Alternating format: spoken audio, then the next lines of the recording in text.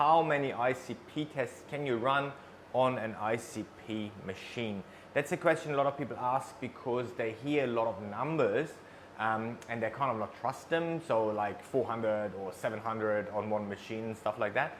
And realistically, it's a good question because you need to kind of assess this information, right? And I can tell you that you can run 60 to 100 tests every day on one machine.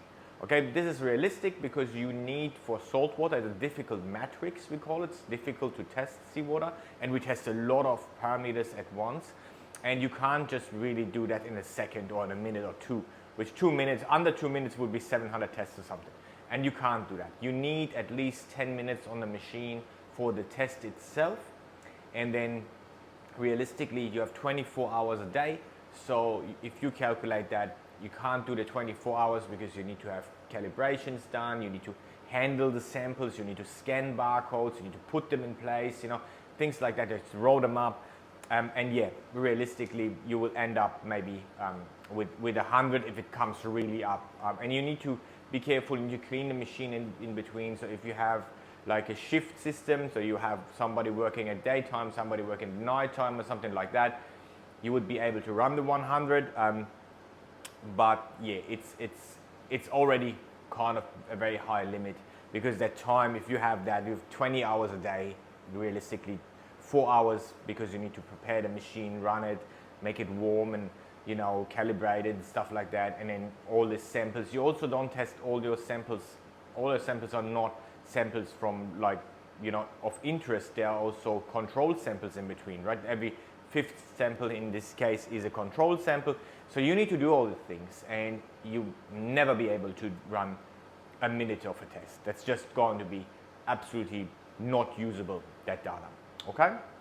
Also, you can see if you look at the tray, that these trays are not made for 700, right? So they're like 50, 50, 50, 50 or something, like maybe up on this bigger tray, actually, you end up with maybe 200 tests that you can place on there, right? So it's just, that's not made, this is not created for this amount of testing, okay? ICP-MS is slower than that, so you end up with even more samples, like, or less samples you run on a machine like that. And there is another limiting factor that you need to know about. This is when you have an HPLC next to it. So this is purely ICP, which is one of the fastest machines that you use, so you can test the highest amount of, you know, tests on the machine like that. But if you have something like a combination, so fluoride is, for example, a quick one, so you can do that in 2 minutes or something, that's fine.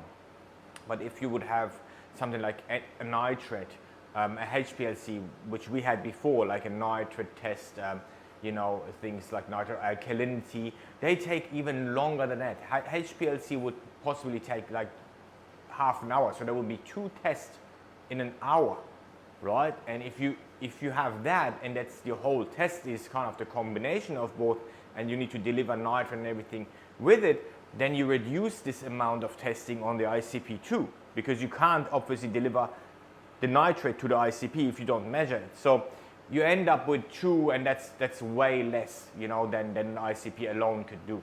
So you possibly end up somewhere like 40, you know, tests a day, which is a heavy reduction, you know. But anyway, if you have any question to that, write them down here, give me a thumbs up, and don't forget to join our lives on Instagram.